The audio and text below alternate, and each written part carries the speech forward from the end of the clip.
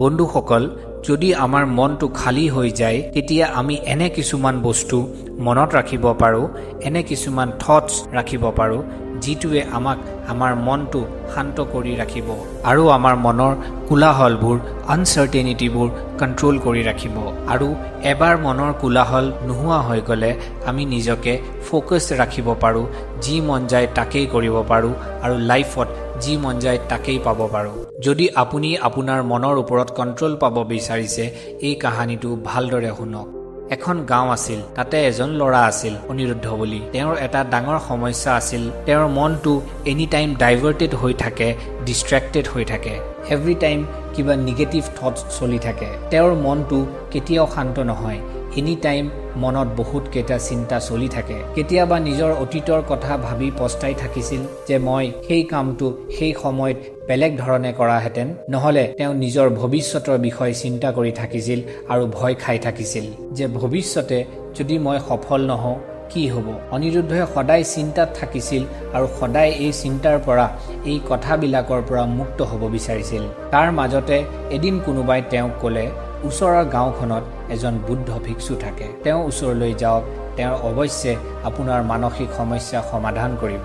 এইটো শুনি অনিৰুদ্ধই লগালগ সেই বুদ্ধ ভিক্ষু ওচৰলৈ গ'ল আৰু তেওঁক সকলোবোৰ সমস্যা ক'লে। বুদ্ধ ভিক্ষুজনে অনিৰুদ্ধৰ কথা সম্পূৰ্ণ মনোযোগেৰে শুনে আৰু তেওঁক সোধে, তুমি মোৰ পৰা কি জানিব বিচাৰিছা? অনিৰুদ্ধই কয়, হে গুৰুদেৱ, মই মোৰ মনটো শান্ত কৰিব বিচাৰিছোঁ, পৰিষ্কাৰ কৰিব বিচাৰিছোঁ। মই আপোনাৰ পৰা জানিব বিচাৰিছোঁ যে মনটো শান্ত কেনেকৈ কৰিব পাৰি, মনটো এটা কামত একাগ্ৰহিত কেনেকৈ কৰিব পাৰি। মোৰ মনটো চব সময়ত চিন্তাৰে ভৰি থাকে, মই মোৰ মনটো একাগ্ৰহিত কৰিব নোৱাৰোঁ, কামবোৰ সময়মতে শেষ কৰিব নোৱাৰোঁ। কিবা কৰিব বহোঁ, কিবা কিতাপ পঢ়িব বহোঁ, অলপ সময় পিছত পাওঁ যেন বেলেগ চিন্তা কৰি আছোঁ। মোৰ মনটো কেতিয়াও একে জেগাত নাথাকে, সেইকাৰণে প্ৰতিটো কামত বাধা আহি পৰে। একেধৰণে চব সময়ত মোৰ মনত হাজাৰ হাজাৰ চিন্তা চলি থাকে আৰু এনেকুৱা কিয় হয়, কেতিয়া হয় মই নিজেই গম নাপাওঁ। বহুত সময় পিছতহে অনুভৱ কৰোঁ যে মই কি কৰিব বিচাৰিছিলোঁ,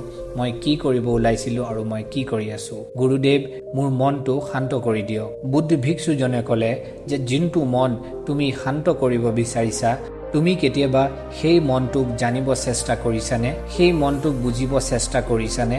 এই মনটোনো কি বস্তু? অনিৰুদ্ধই কয় যে মহাৰাজ, মনটোক জানিব বিচৰা মানেনো কি হয়? কেনেকে মনটোক জানিব পাৰি? ভিক্ষুজনে কয়, মনটোক জানা মানে হ'ল তুমি অকলশৰে বহি মনৰ ভিতৰত চাই আছা, মনৰ কোলাহলবোৰ চাই আছা, মনৰ ভিতৰৰ কথাবোৰ চাই আছা, মনৰ ভিতৰত থিয় হৈ আছা। অনিৰুদ্ধই কয়, কিন্তু গুৰুদেৱ, মই যেতিয়াও অকলশৰে বঢ়োঁ, একান্ত মনে বঢ়োঁ, মোৰ মনটো সিমানেই ৰহস্যময় হৈ পৰে, মই নিজকে হেৰুৱাই পাওঁ, মোক আকৌ অনেক চিন্তাই আগুচি ধৰে। তাৰ পিছত সেই বুদ্ধ ভিক্ষুজনে তেওঁক এটা কলহ দিলে আৰু ক'লে যে যোৱা, ইয়াত সৰু সৰু শিল ভৰাই লৈ আহা। অনিৰুদ্ধই গ'ল, সৰু সৰু পাথৰ ভৰাই লৈ আহি ভিক্ষুজনৰ ওচৰত কলহটো ৰাখি দিলে। ভিক্ষুজনে ক'লে, এই পাত্ৰটো তুমি নিজৰ মন বুলি ভাবা আৰু পাত্ৰটোত থকা শিল কেইটা তুমি নিজৰ মনৰ চিন্তা বুলি ভাবা আৰু এই পাত্ৰটোত তুমি আৰু শিল ভৰাবলৈ চেষ্টা কৰা। অনিৰুদ্ধই আৰু পাথৰ ভৰাবলৈ আৰম্ভ কৰোঁতেই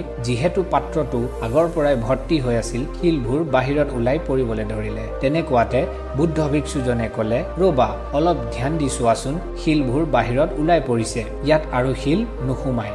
যদি আৰু নতুন শিল ভৰাব বিচাৰিছা, তেনেহ'লে পুৰণা পাথৰবোৰ গুচাব লাগিব। এইটো শুনি অনিৰুদ্ধই ক'লে যে গুৰুদেৱ, মই আপোনাৰ কথাটো বুজিছোঁ যে আমি আমাৰ মনটো একেবাৰে খালী কৰি ৰাখিব লাগে। অনিৰুদ্ধৰ এই কথাটো শুনি ভিক্ষুজনে লাহেকে হাঁহিলে আৰু ক'লে যে প্ৰথমতে মোৰ গোটেই কথাটো শুনি লোৱা, আমাৰ মনটো এই পাত্ৰটোৰ ঠিক বিপৰীত, কাৰণ তুমি এই পাত্ৰটো শিলেৰে ভৰাই তুলিব পাৰা, কিন্তু আমাৰ মনটো চিন্তাই কেতিয়াও ভৰাই তুলিব নোৱাৰা। ইয়াৰ কাৰণ হ'ল আমাৰ মনটো সদায় খালীয়ে থাকে। এইটো শুনি অনিৰুদ্ধই ক'লে, গুৰুদেৱ, মই আপোনাৰ কথা বুজি পোৱা নাই, যদি আমাৰ মনটো সদায় খালী হৈ থাকে তেতিয়াহ'লে আমাৰ মনটোত ইমান কথা ইমান বিচাৰ ক'ৰ পৰা আহে? কিয় ইমান কষ্ট কৰিব লাগে মনটোক শান্ত কৰিবৰ বাবে? তাৰ পিছত ভিক্ষুজনে ক'লে, এতিয়া এই পাত্ৰটোৰ পৰা এটা এটাকে শিলবোৰ উলিয়াই পেলোৱা। অনিৰুদ্ধই এটা এটাকে শিলবোৰ উলিয়াই গোটেই শিলবোৰ উলিয়াই পেলালে আৰু পাত্ৰটো খালী হৈ গ'ল। ভিক্ষুজনে ক'লে, দেখিলা তুমি এটা এটাকে শিলবোৰ উলিয়াই পেলোৱাৰ কাৰণে পাত্ৰটো খালী হৈ গ'ল।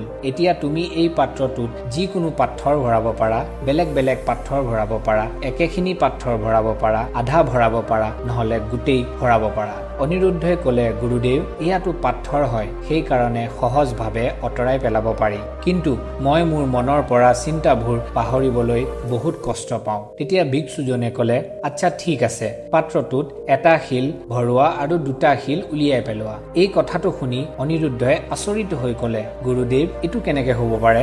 যেতিয়া এই পাত্ৰটোত মাত্ৰ এটা শিল থাকিব তেতিয়া অকল এটা শিলহে উলিয়াব পাৰিম, দুটা শিল কেনেকে উলিয়াম? ভিক্ষুজনে ক'লে, যদি এনেকুৱা নহয় তেতিয়াহ'লে দুটা পাথৰ ভৰাই দিয়া আৰু চাৰিটা পাথৰ উলিয়াই পেলোৱা। অনিৰুদ্ধই আকৌ ক'লে, মহাৰাজ এনেকুৱা কেনেকে কৰিম মই? এইটো কিবা চমৎকাৰী পাত্ৰ নেকি? এটা শিল দিলে দুটা ওলাব, দুটা শিল দিলে চাৰিটা ওলাব। এইটো শুনি ভিক্ষুজনে ক'লে, এই পাত্ৰটো চমৎকাৰী নহয়, কিন্তু আমাৰ মনটো চমৎকাৰী হয়। যদি তুমি এটা চিন্তা কৰা আৰম্ভ কৰা, সেই এটা চিন্তাৰ পৰা দুটা হয়, দুটাৰ পৰা চাৰিটা হয়, এনেকে চিন্তাৰ পৰা চিন্তা বাঢ়ি তোমাৰ মনটো সদায় চিন্তাত সোমাই থাকে। তাৰ পিছত তুমি কেতিয়াও নিজকে ৰখাব নোৱাৰা। তুমি বুজিয়ে নোপোৱা কি হৈ আছে।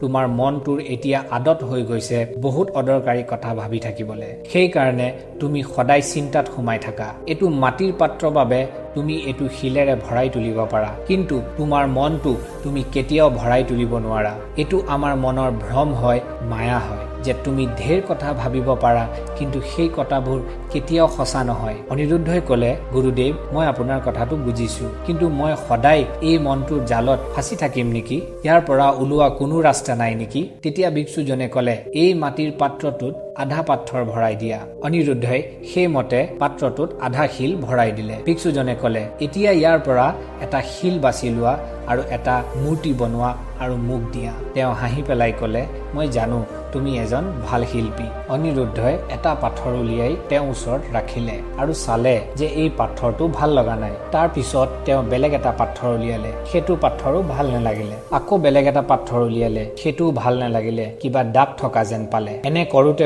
তেওঁ গোটেই পাথৰবোৰ উলিয়াই পেলালে আৰু পাত্ৰটো খালী হৈ গ'ল। ভিক্ষুজনে একদম মনোযোগেৰে তেওঁক চাই আছিলে আৰু ক'লে, তুমি যোনটো শিল একেবাৰে আৰম্ভণিত উলিয়াইছিলা, সেইটো শিল এবাৰ ধ্যান দি চোৱা যেন ইয়াৰ পিছত তোমাৰ ওচৰত আৰু বেলেগ শিল নাই। অনিৰুদ্ধই পাথৰটো ভালকে চাই লাহে লাহে এটা ধুনীয়া মূৰ্তি বনাই পেলালে আৰু ভিক্ষুজনক ভেট কৰি দিলে আৰু ক'লে যে, গুৰুদেৱ এই পাথৰটোৰ পৰা ইমান ধুনীয়া মূৰ্তি বনি যাব বুলি মই ভাবিবই পৰা নাছিলো। এই কথাটো শুনি ভিক্ষুজনে ক'লে, যেতিয়া আমাৰ ওচৰত কোনো বিকল্প নাথাকে তেতিয়া আমি এটাই কাম ভালকে কৰিবলৈ লাগি যাওঁ, আমাৰ গোটেই শক্তিটো সেই কামত লগাই দিওঁ আৰু আমি সেই কামটো সম্পূৰ্ণ কৰিবলৈ লাগি যাওঁ। কিন্তু যেতিয়া আমাৰ ওচৰত অনেক বিকল্প থাকে আমি কেতিয়াও শিল বাছি নলওঁ আৰু মূৰ্তি বনাবলৈ কেতিয়াও চেষ্টা নকৰোঁ। আমাৰ মনটোত এটা চিন্তা আহিলে আমি হাজাৰ সমাধান উলিয়াব পাৰোঁ, কিন্তু আমি সেই জৰুৰী বিকল্পটো এৰি বাকী গোটেই অদৰকাৰী চিন্তাবোৰ কৰি থাকোঁ। অনিৰুদ্ধই ক'লে, গুৰুদেৱ মই আপোনাৰ কথা মানিবলৈ সাজু আছো, আপুনি মোৰ মাৰ্গদৰ্শন কৰক। ভিক্ষুজনে ক'লে, মনটো খালী কৰা, পৰিষ্কাৰ কৰা এদিন দুদিনৰ কাম নহয়, এই এটি বহুত দীঘলীয়া প্ৰক্ৰিয়া। তুমি ইয়াৰ বাবে সাজু আছানে? অনিৰুদ্ধই ক'লে, হয় গুৰুদেৱ মই সাজু আছো। ভিক্ষুজনে ক'লে, মনটো পৰিষ্কাৰ কৰি ৰাখিবলৈ, শান্ত কৰি ৰাখিবলৈ 6টা উপায় আছে। এটা এটা ধ্যান দি শুনিবা আৰু বুজিবলৈ চেষ্টা কৰিবা। প্ৰথম উপায়, তোমাক দুৰ্বল আৰু দিশাহীন বুলি ভাবা লোকসকলৰ পৰা আঁতৰি যোৱা। প্ৰায়ে আমাৰ চাৰিওফালে এনে লোক থাকে যি আমাতকে বেছি সফল হয়, আমাতকে বেছি ধনী হয়, আমাতকে বেছি প্ৰতিভাশালী হয়। এই পদ আৰু সম্পত্তিৰ অহংকাৰত তেওঁ নিজতকে তলৰ লোকসকলক সৰু মানুহ বুলি ভাবে, সৰু মানুহ বুলি গণ্য কৰে। সেইকাৰণে সেইকাৰণে এনে লোকসকলৰ ছায়াৰ পৰা নিজকে আঁতৰাই ৰাখিব লাগে। এই লোকসকলে নিজতকে সৰু মানুহবোৰক মূল্যহীন অনুভৱ কৰায় আৰু এনে কথা কয় যেন সৰু মানুহবোৰে জীৱনত কেতিয়াও একো ডাঙৰ কাম কৰিব নোৱাৰে, সফল হ'ব নোৱাৰে। আৰু এইবিলাক কথা আপোনাৰ মনত ঘৰ কৰে আৰু আপোনাৰ মনত এনেহেন কথাই বহুত প্ৰভাৱ পেলায় আৰু আপুনি সঁচাকে জীৱনত একো কৰিব নোৱাৰো বুলি ভাবে। তেওঁলোকে আপোনাৰ দৃষ্টিৰ পৰা আপোনাৰ মৰ্যাদা আঁতৰ কৰি তোলে, আপোনাক লক্ষ্যহীন কৰি তোলে। আপুনি নিজৰ যোগ্যতাৰ ওপৰত সন্দেহ কৰিব ধৰে, আপুনি নিজৰ বাবে বেয়াকে ভাবিবলৈ আৰম্ভ কৰে আৰু এই কথাবোৰে আপোনাৰ মনটো চিন্তাৰ ফালে লৈ যায়। তাৰ পিছত ভিক্ষুজনে দ্বিতীয় উপায় কয় যে জীৱনত সদায় কম বন্ধু ৰাখিবা। বন্ধু এনে ৰাখিবা যেন তুমি সদায় তেওঁৰ পৰা কিবা শিকিবলৈ পোৱা, যোনে তোমাক সদায় আগবাঢ়িবলৈ সহায় কৰে। মা দেউতাৰ পিছত আমাৰ জীৱনত এটাইতকে বেছি অৱদান থাকে আমাৰ বন্ধুসকলৰ। এইটো কোৱা যায় যে আপুনি সেই পঞ্চম মানুহৰ প্ৰতিফলন হয় যাৰ লগত আপুনি এটাইতকে বেছি সময় ব্যতীত কৰে। যদি তেওঁলোক ইমানদাৰ হয় আপুনি লাহে লাহে ইমানদাৰ হৈ যাব। যদি তেওঁলোক ধনী হয় আপুনি লাহে লাহে ধনী হবলৈ ধৰে। আপুনি যেনে মানুহৰ লগত থাকিব লাহে লাহে তেনেকুৱা হৈ পৰিব। এজন মহান ফিলচফাৰে কৈছিলে যে যদি আপুনি মোক এজন ব্যক্তিৰ বন্ধু বৰ্গ কেইজন দেখুৱাই দিয়ে, মই তেওঁৰ বন্ধু কেইজন চাই তেওঁৰ ভৱিষ্যত কৈ দিম। এইটো আমাৰ জীৱনত চবতকে বেছি ডাঙৰ ভুল হয় যে আমি না কৰিব নোৱাৰো। যাৰ লগত আমি থাকি ভাল নেপাওঁ আমি তেওঁক মানা কৰিব নোৱাৰো। নিবিচাৰিলেও আমি তেওঁলোকৰ লগত সময় নষ্ট কৰি পেলাওঁ, নিবিচাৰিলেও আমি তেওঁলোকক সময় দি পেলাওঁ। চবতকে প্ৰথমত আমি সেই লোকসকলক না কৰিব শিকিব লাগিব যোন লোকে আমাৰ জীৱনৰ সময় অযথা নষ্ট কৰি আছে। বুদ্ধ ভিক্ষুজনে তৃতীয় কথা কলে যে আপুনি কেতিয়াও নিজৰ অতীত সলনি কৰিব নোৱাৰে, কিন্তু আপুনি আপোনাৰ ভৱিষ্যত যোন মুহূৰ্তৰ পৰা বিচাৰে সেই মুহূৰ্তৰ পৰা সলনি কৰিব পাৰে। সেইকাৰণে আপুনি সম্পূৰ্ণভাৱে বৰ্তমানত থাকিবলৈ চেষ্টা কৰিব লাগে। বৰ্তমানত চকু খুলি জীয়াই থকা শিকিব লাগিব। বৰ্তমানত থাকি সেই চিন্তাবোৰ, সেই কামবোৰ আপুনি কৰিব পাৰে যোনবিলাক আপোনাৰ নিয়ন্ত্ৰণত আছে। আপুনি সেই কামবোৰত গুৰুত্ব দিব লাগিব যোনবিলাক আপুনি আজি কৰিব পাৰে, যোনবিলাক আপুনি এতিয়া কৰিব পাৰে, এই মুহূৰ্তত কৰিব পাৰে। ভিক্ষুজনে কয় মোৰ কথা মনত ৰাখিবা, কেৱল বৰ্তমানত জীয়াই থাকি তুমি নিজৰ ভৱিষ্যতটো সলনি কৰিব পাৰা। যিমানবোৰ সপোন দেখিছা, ইয়াত ফুৰিবলৈ যাম, এইটো বস্তু কিনিম, এনেকুৱা ঘৰ বনাম, মা দেউতাক ফুৰাবলৈ লৈ যাম, এই সপোনবোৰ সফল কৰিবলৈ তুমি এই মুহূৰ্তৰ পৰা কাম কৰিবলৈ আৰম্ভ কৰিব লাগিব। অতীতৰ কথা ভাবি থাকিলে তুমি কেতিয়াও নিজৰ ভৱিষ্যত সলনি কৰিব নোৱাৰা। তোমাৰ জীৱন এতিয়া যেনেকুৱা আছে আগলৈও এনেকেই থাকিব। সেইকাৰণে বৰ্তমানত নিজৰ মনটো ৰাখিবলৈ আদত কৰোৱা। চতুৰ্থ উপায়, তুমি সদায় স্বাস্থ্যকৰ আৰু পুষ্টিকৰ খাদ্য খাবা। আমি যেনে খাদ্য খাওঁ এনে শক্তি আমি আমাৰ শৰীৰক প্ৰদান কৰো। যদি শৰীৰ স্বাস্থ্য নহয় আমাৰ মন কেনেকে স্বাস্থ্যৱান হ'ব? যদি শৰীৰ কমজোৰ আৰু বেমাৰী হয় আমাৰ মনটোৱে কেনেকে ভাল চিন্তা কৰিব? স্বাস্থ্য শৰীৰ হলেহে স্বাস্থ্য মন বাস কৰিব পাৰে। সেইকাৰণে শৰীৰটো স্বাস্থ্যৱান আৰু শক্তিশালী কৰি ৰখা আমাৰ দায়িত্ব। তাৰ পিছত ভিক্ষুজনে পঞ্চম উপায় দিয়ে যে সদায় ধ্যান কৰা অনিবাৰ্য হয়। ধ্যান কৰা সবতকে উপযুক্ত সময় হৈছে ৰাতিপুৱা বা ৰাতি টোপনি যোৱাৰ আগত। কিন্তু যদি আপুনি গভীৰ ধ্যান কৰিব বিচাৰিছে তেন্তে এটাইতকে উপযুক্ত সময় হৈছে ৰাতি টোপনি যোৱাৰ আগত। ৰাতি শোৱাৰ আগত ধ্যান কৰিলে অতি গভীৰ টোপনি আহে। ধ্যান কৰা একেবাৰে সহজ। আপুনি আপোনাৰ উশাহত মনোযোগ দিব লাগে। নিজৰ মনত উঠি থকা কথাবোৰ নিজকে দৰ্শক বুলি ভাবি নিৰ্ভৰভাৱে চাই থাকিব লাগে। যদি আপুনি ধ্যান কৰিব নোৱাৰে সদায় অকমান সময় বাবে নিজৰ লগত অকলশৰে বহিব চেষ্টা কৰক। নিজৰ বিষয় জানিবলৈ চেষ্টা কৰক। নিজৰ মনটো কি ধৰণৰ বিচাৰ আহি আছে, কিয় আহি আছে একান্ত মনে চাবলৈ চেষ্টা কৰক। তাৰ পিছত ভিক্ষুজনে ষষ্ঠ উপায় দিলে, আপুনি নতুন নতুন জেগালৈ যাওক, বেলেগ বেলেগ জেগালৈ ভ্ৰমণ কৰিবলৈ যাওক। এটা পুৰণি কথা আছে, এটা দীঘলীয়া যাত্ৰাই আপোনাক 100খন কিতাপৰ জ্ঞান দিব পাৰে, 100খন কিতাপৰ জ্ঞান প্ৰদান কৰিব পাৰে। গৌতম বুদ্ধ নিজৰ জীৱন কালত 9 মাহ ধৰি একেৰাহে ঘূৰি ফুৰিছিল। এইটোৱে আছিল তেওঁৰ ভ্ৰমণৰ কাৰণ। তেওঁৰ যিমান পাৰে বেলেগ বেলেগ মানুহৰ পৰা জ্ঞান প্ৰাপ্ত কৰিব বিচাৰিছিল, যিমান পাৰে নিজকে জানিব বিচাৰিছিল। শেষত ভিক্ষুজনে কলে মনৰ জালত কেতিয়াও নপৰিবা, মনটো খালী কৰিবলৈ চেষ্টা নকৰিবা, ধ্যান কৰিবলৈ শিকা। যেতিয়াই সময় পোৱা ধ্যান কৰিবলৈ চেষ্টা কৰিবা, এটা দীঘলীয়া উশাহ লবলৈ চেষ্টা কৰিবা। যিটো সময়ত অকলে বহি আছা একো বেলেগ কৰিব নালাগে, এটা দীঘলী উশাহ লবা, এৰি দিবা, দীঘলী উশাহ লবা, এৰি দিবা।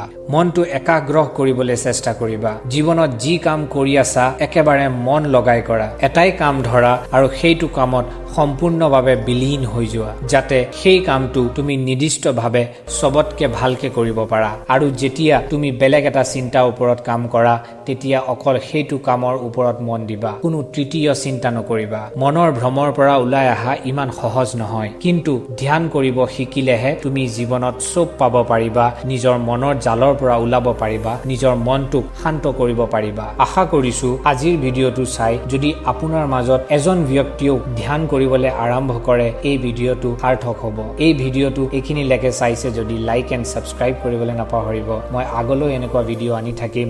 ধন্যবাদ। জয় আই অসম।